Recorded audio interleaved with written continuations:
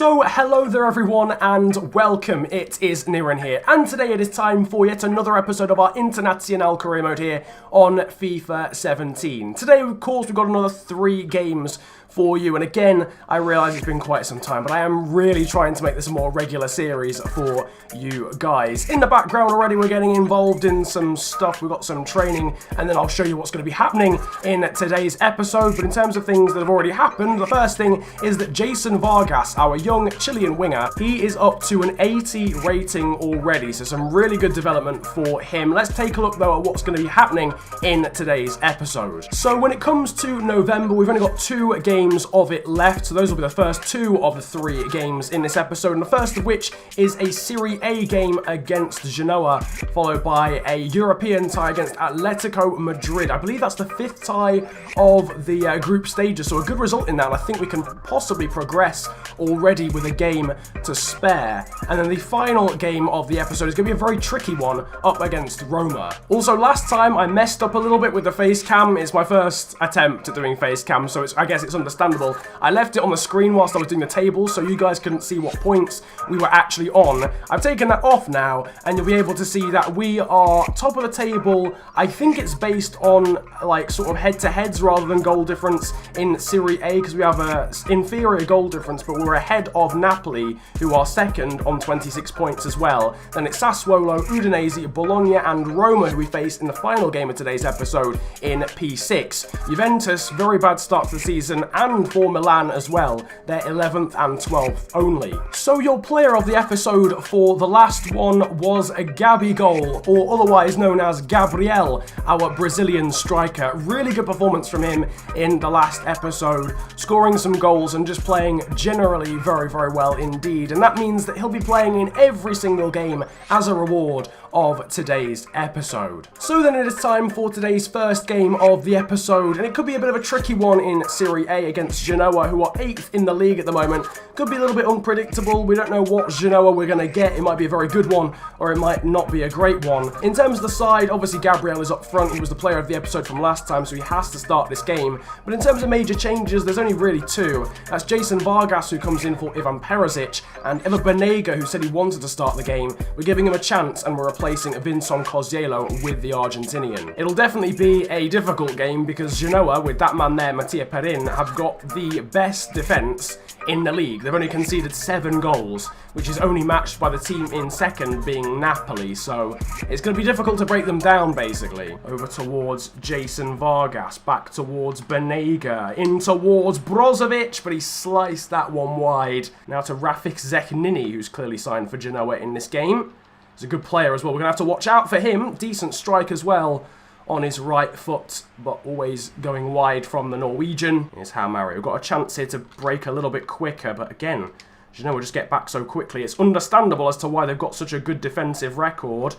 Gabriel, though, is trying to change that. He's in on goal, Gabriel, but it's a decent save. It's back to Banega, and again, the double save from the goalkeeper. That's the best chance of the game. That was some really good goalkeeping. Pavoletti, he's got away from his man, and again, the shot from outside of the area from Genoa, they seem to like it. That one was on the turn, probably the most difficult out of all of them. Now Brozovic, Berardi is out on the right-hand side. Neat little step over, trying to cut inside. He's gone past his man. Going for a step over again. He's gone past his man again, trying to put a ball into the box. It's towards Brozovic, who somehow gets on the end of it, but the save comes in. Robertson even. Jimenez has done a really good job to win that in the air, and now we're coming forward again. I think Genoa are starting to commit a few more players forward. It's Cosiello through to Banega, back to Cosiello again, and he's put it wide. That was a really big chance, and that's probably going to be the biggest chance that we get before the end of the game. Cosiello's just, he's tried to, I know what he's tried to do. He's tried to sweep it into the far bottom corner and just sort of guide it in, but he hasn't got enough of a connection onto it. And now Genoa are coming forward, and Rafik Zeknini's got the beating of Santon. Oh, decent looking challenge. It's thankfully not a penalty. Jason Murillo, though, came diving in to try and block the cross, actually, but then ended up taking his man. This is still a really dangerous position now for Inter. We've got a few players looking pretty tired, and it's gone into the back of the net. It's Pavoletti. Oh, man. Maybe it might as well have been a penalty. It might as well have been a penalty because with 2 minutes to go, the ball has been swung in. I don't know. Santon shouldn't be marking. It's Jimenez, actually, that's meant to be marking him. It's an all-out attack thing, though. Here's Gabriel. It's over towards Cosiello. Back towards Gabriel. Goes for the shot emphatically, but was blocked, and Caprari.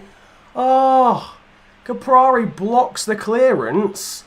But I was pressing B to try and make the challenge. Caprari's blocked it again. It's fallen to Banega, who should have gone for the shot straight away, but it wouldn't let me press B quick enough. And that is the end of the game. We had 2 really good chances at the end, thanks to Caprari blocking things. The first one he blocked, but I'd already pressed B to make a challenge, so it did this really weak shot straight back at Perrin. Ever Banega got the highest rating for us. I feel that was more to do with the fact that he was just involved more. He just got the ball and just played simple passes more.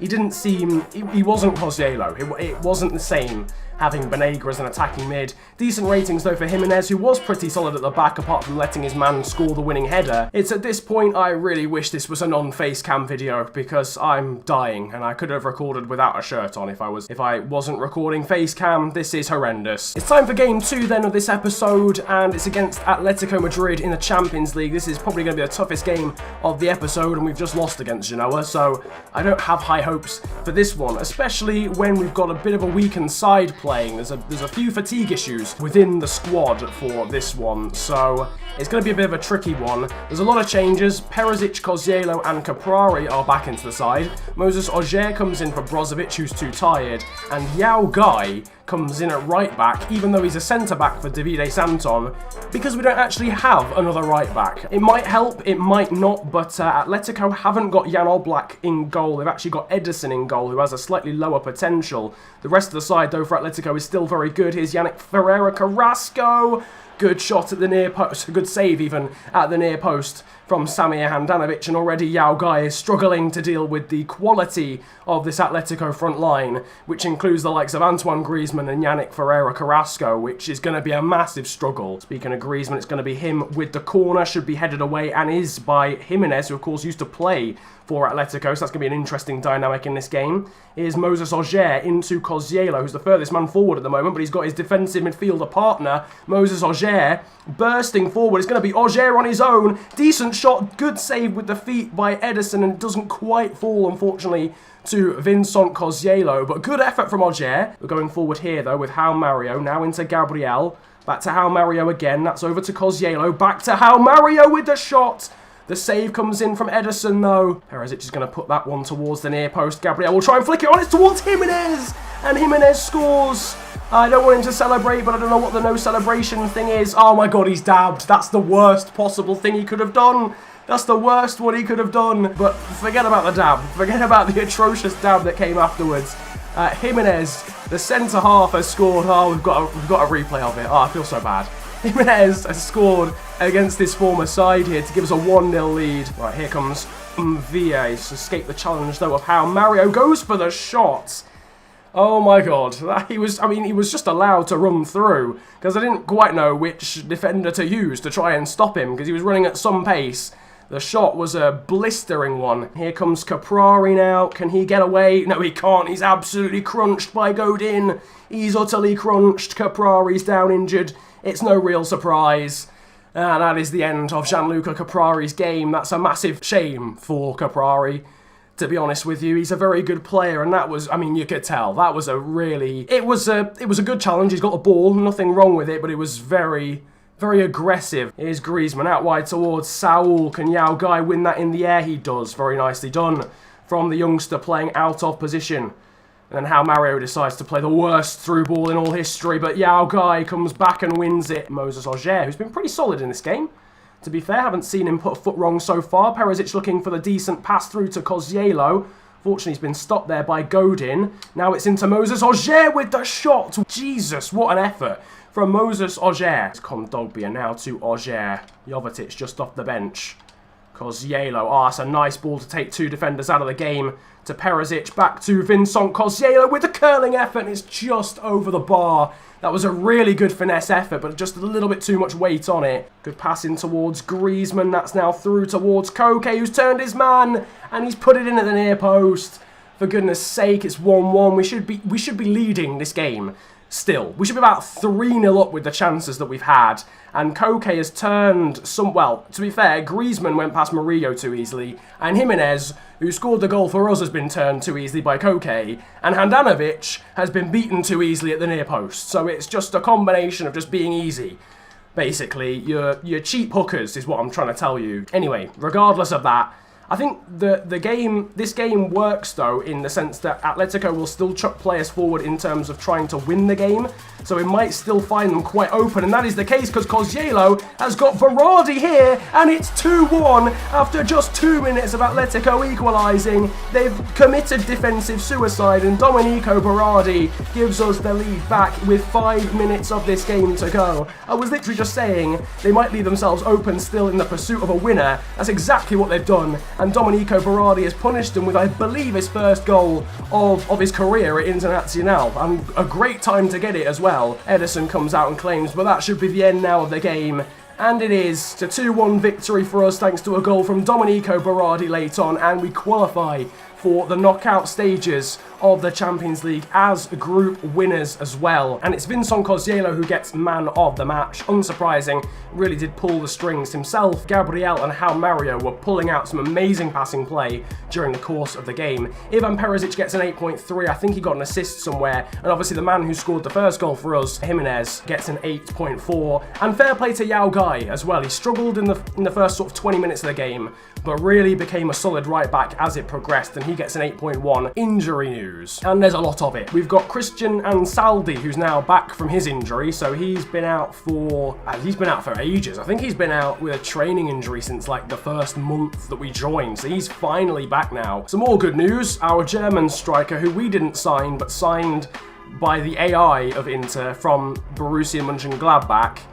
Yeah, that. Andre Hahn, he's back from injury as well. I think, was he a training injury as well? I can't remember, but he's been out for ages too, so it's nice to have him back. But unfortunately, there is some bad news, and that is that Gianluca Caprari, we saw him get injured in that game there against Atletico. Obviously, we won, you know, we got into the next round of the Champions League, but there was a downside, and that is that the man that we love so much, one of the fan favourites, Gianluca Caprari, is now out with a broken ankle for 3 months. So that horror challenge from Diego Godin broke his ankle, basically. So, I mean, if that happened in real life, Godin would be getting sent off. But so here we are then, the third and final game of today's episode, and it is the big one against AS Roma. And as you can see, we've brought out the big guns. It's basically our best possible side for this titanic clash. Gabriel, Kozielo, Berardi, João Mario, Murillo and Jimenez at the back. We're back at the San Siro then again for this titanic Serie A clash against Roma. This is going to be a difficult one.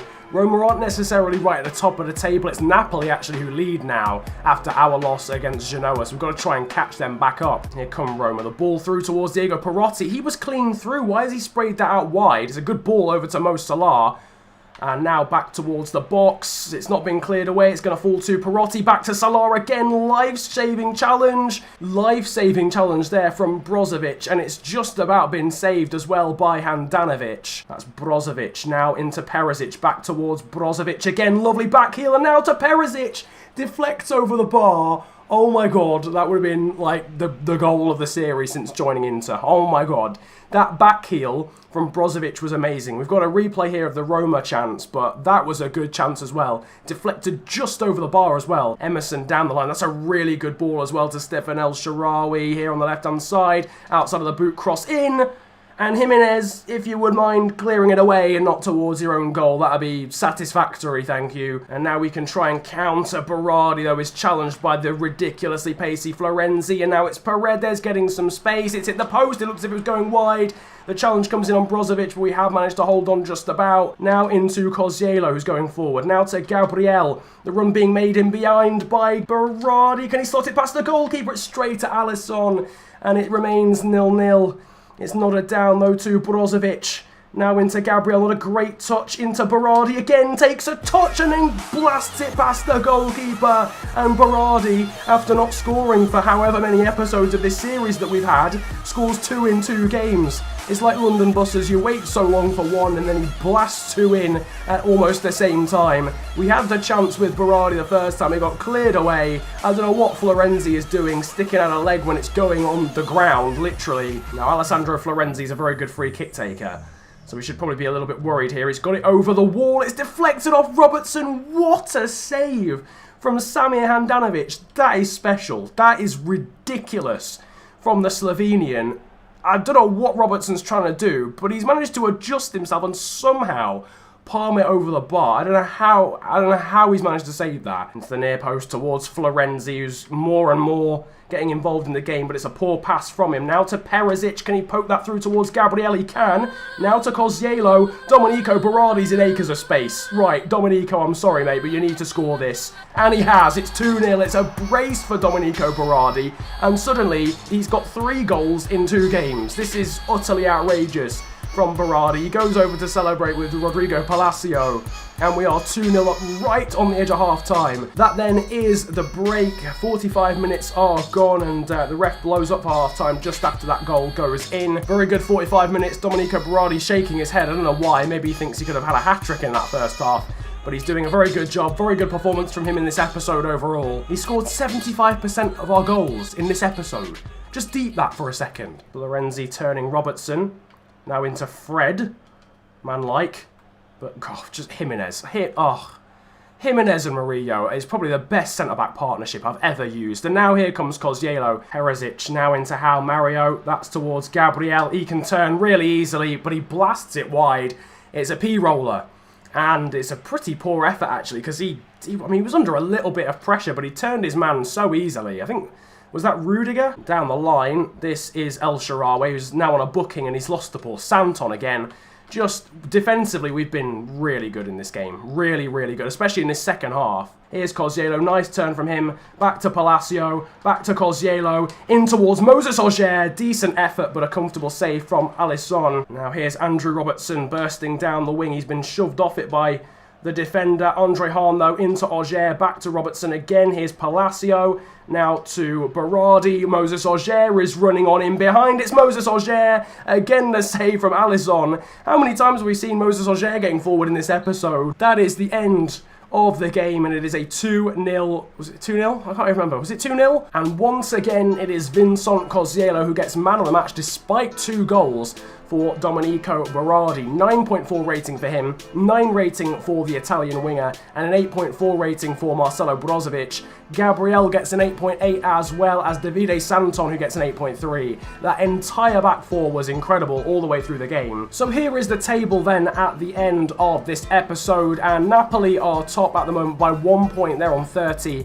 ahead of ourselves in second place. That loss against Genoa did hurt us quite a bit, but did help Genoa get into the top 4 just behind Sassuolo. Roma stay 6th after that defeat to us just then, and Juventus have now risen up to 8th place. In the background though now you are seeing the Hall of Fame, and you can see all of the records that are currently held by the players in this side. The most assists I'm sure will still be Vincent Kozielo. Most goals is still Gabriel, although if Domenico Berardi can be pulling out 3 goals an episode, he might end up catching the Brazilian. Meanwhile, on the top right of the screen, you'll now be able to vote for who you want to see as the player of the episode for today. Realistically, there's 2 main candidates, although I'll probably put in some wild cards as well for players who performed pretty well. But Domenico Berardi obviously scored 3 goals in the episode. Vincent Kozielo got 2 man of the match performances. Gabriel was also pretty good. I mean, Jimenez scored a goal at centre-back and was very solid as a defender. And maybe Yao Gai as well for impressing out of position as a youngster against a side like Atletico Madrid in the Champions League. So you can vote now in the top right of the screen for who you would like to see as the player of the episode. And obviously whoever wins that will play in every single game of the next episode. Nevertheless, that is basically the end from me. I hope you have enjoyed this episode of Internazionale Career Mode here on FIFA 17. If you have, then make sure to slap a like on it, subscribe if you are new to the channel, and comment about enjoying the video if you enjoyed it that much. You can now also follow me on Twitter. My handle will be on the screen. It is @theofficialFNG, and links to it are in the description. But oh my god, I am boiling. I can't have any of my windows open, and I can't have my fan running whilst I'm recording because it makes background noise, and I am turning into a puddle. So without further ado, it has been a pleasure ranting at you guys today. Have a wonderful day, enjoy yourselves, and goodbye. Come to the rave looking like gold medalist with Kurt Angle boots on. And I don't wear the boot on, but they got normal shoes on. You're the like yo with the shoe from. Get them to the yo Uncle Jar. I ain't got a flex on no one. I'm the original Don. Come to the rave looking like gold medalist with Kurt Angle boots on.